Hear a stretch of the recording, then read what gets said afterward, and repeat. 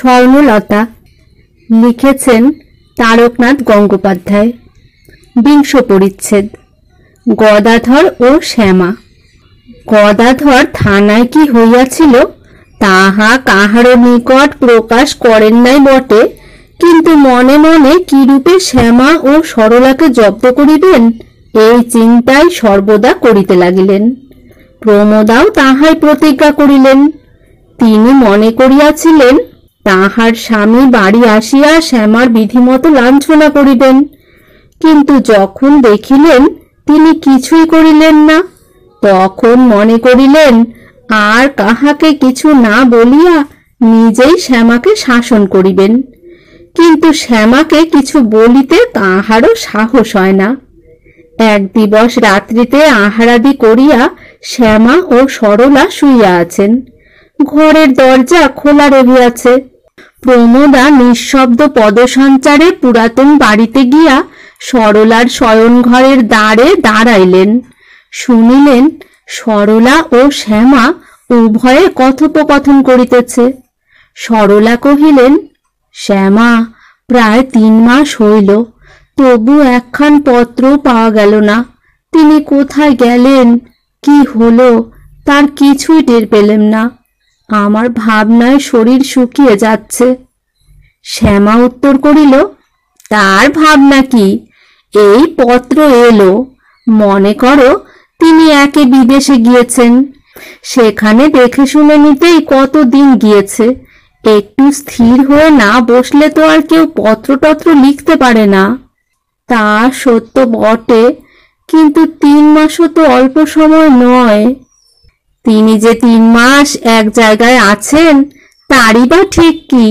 যাত্রার দল তো কখনো এক জায়গায় বসে থাকে না, হয়তো আজ এখানে কাল ওখানে ফিরে বেড়াচ্ছেন, তাই পত্র লিখিবার কোনো সুবিধা পান নাই।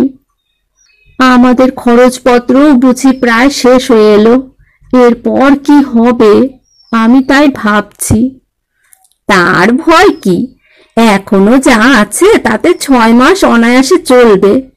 শ্যামা, তুমি যে ওই ভাঙা সিন্ধুকে টাকা রাখো, এ কিন্তু ভালো নয়। কবে কে টের পেয়ে একদিন সব নিয়ে যাবে।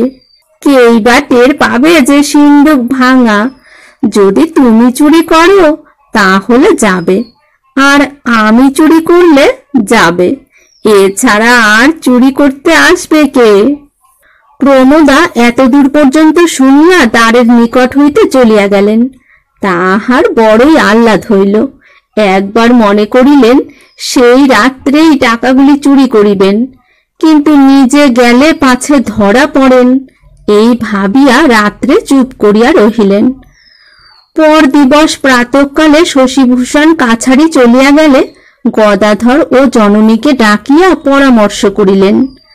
গদাধর চন্দ্র আহ্লাদে আটখান হইয়া কহিল, দিদি, তোমার আর কিছু করতে হবে না, আমি একলাই পারব, কিন্তু দুয়ার খোলা পেলে হয়। গদাধরের মাতা কহিলেন, সেজন্যে ভয় নাই, আমি আজ 5 দিন দেখছি ওরা দৌড় খুলে রাখে। কিন্তু গদাধর চন্দ্র, সাবধান, শ্যামা যদি জেগে থাকে তবে তুমি এমন কাজে যেও না। গদাধর উত্তর করিল, ভয় কি মা, আমি গায়ে তেল মেখে যাব, যদিও ধরে টরে এক টান মেরে পালাবো। প্রমোদা দ্বারে দাঁড়াইয়াছিলেন। দূরে শ্যামাকে আসিতে দেখিয়া মৃদু স্বরে কহিলেন, গদাধর, চুপ চুপ। গদাধর চুপ করিল। পরে প্রমোদা উচ্চস্বরে কহিলেন, গদাধর চন্দ্র, আজ না তুমি বাড়ি যেতে চেয়েছিলে, যাও না কেন? গদাধরও উচ্চস্বরে কহিল, এখন তো রোদ হয়ে উঠল, ও বেলা যাব। সন্ধ্যার কিঞ্চিত অগ্রে গদাধর কাপড় চোপড় পরিয়া বাড়ি যাইবার জন্য বাহির হইলেন, কিন্তু রাত্রি 10টা-11টার সময় পুনরায় ফিরিয়া আসিলেন। প্রমোদা দরজা খুলিয়া রাখিয়াছিলেন, সুতরাং গদাধর নিঃশব্দেই বাড়ির মধ্যে প্রবেশ করিলেন। গ্রীষ্মকাল। সরলা ও শ্যামা দরজা খুলিয়া শুইয়া আছেন। দুজনের মধ্যে শুইয়া গোপাল নিদ্রা যাইতেছে, শব্দটি মাত্র শোনা যাইতেছে না। গদাধর সুযোগ বুঝিয়া সরলার গৃহমধ্যে প্রবেশপূর্বক টাকাগুলি লইয়া সেই রাত্রেই বাড়ি চলিয়া গেলেন। পরদিন 7টার সময় গদাধর ফিরিয়া আসিলেন। রাস্তায় আসিবার সময় মনে মনে নানাবিধ চিন্তা করিয়া আসিতেছিলেন, কিন্তু বাড়ির মধ্যে প্রবেশ করিয়া কোনো গোলযোগের কথা শুনিতে পাইলেন না। পাড়াগাঁয়ে শহরের মতো প্রত্যহ টাকার প্রয়োজন হয় না, সরলার কোনো খরচপত্রের আবশ্যক হয় নাই, শ্যামাও সে দিবস সিন্দুক খোলে নাই, সুতরাং সে দিবস কোনো গোলযোগও হইল না। পর দিবস আহার করিয়া গোপাল পাঠশালায় যাইবার সময় কহিল, মা, আজ মাইনে দিতে হবে, গুরু মহাশয় কালই নিয়ে যেতে বলেছিলেন, তা আমার মনে ছিল না, আজ না দিলে হবে না। সরলার তখন অবসর ছিল না। শ্যামাকে ডাকিয়া কহিলেন, শ্যামা, গোপালের পাঠশালার মাইনে দাও।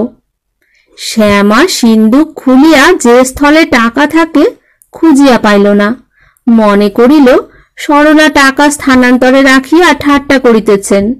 এজন্য সরলাকে কহিল, খুড়িমা, আমার সঙ্গে চালাকি। সরলা কহিলেন, সে কি শ্যামা, উনি কিছু জানেন না আর কি। সরলা কহিল, শ্যামা, যথার্থই আমি কিছু জানি নে। শ্যামা সরলার মুখ দেখিয়া বুঝিতে পারিল সরলা যাহা বলিয়াছেন যথার্থ। তখন কহিল, তুমি তো টাকা কোনো জায়গায় রাখো নাই। সরলা কহিলেন, আমি তো 2-3 দিন হলো সিন্দুকের কাছেও যাইনি। শ্যামা কহিল, তবে যথার্থই টাকা চোরে নিয়েছে। উভয়ে ব্যস্ত সমস্ত হইয়া সিন্দুকের মধ্যে অনুসন্ধান করিতে লাগিলেন। টাকা কোথাও নাই।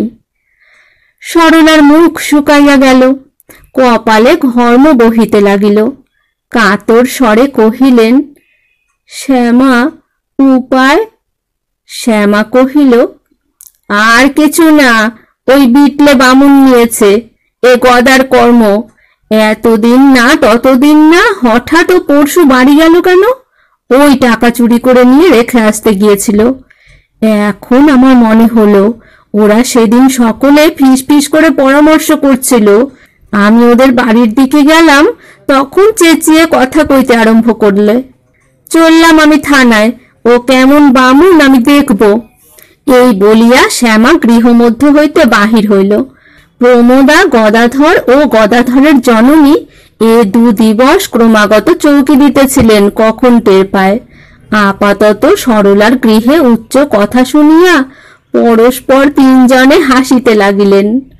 শ্যামা বাহির হইয়া কহিল, আমি টের পেয়েছি কে টাকা চুরি করেছে। এ সব গদাধরের কর্ম। সেদিন বাড়ি গেল, যেন কেউ টের পেলে না আর কি।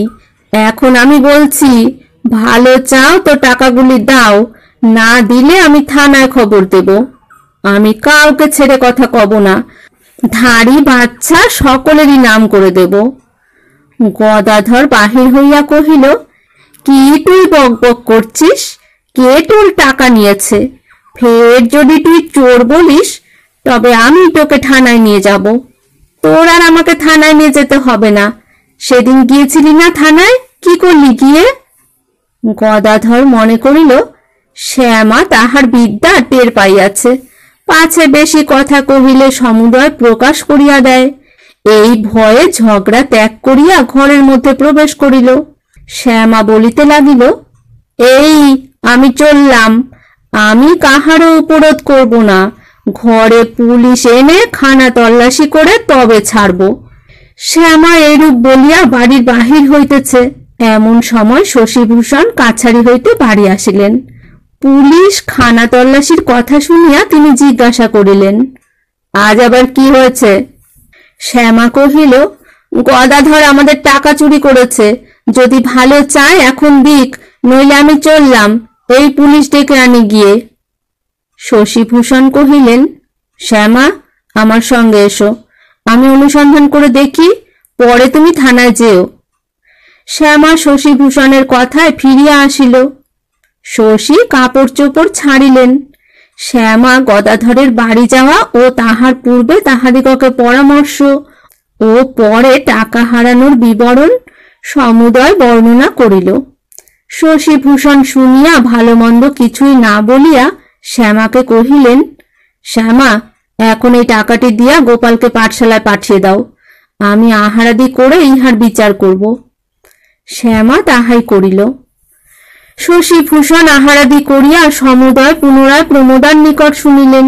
শুনিয়া তাহার অত্যন্ত সন্দেহ হইল।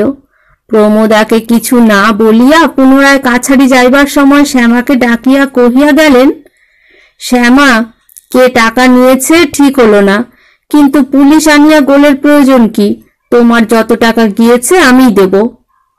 কাছারি হইতে আসিয়া শশীভূষণ শ্যামাকে পুনর্বার ডাকিয়া টাকাগুলি গণিয়া দিলেন।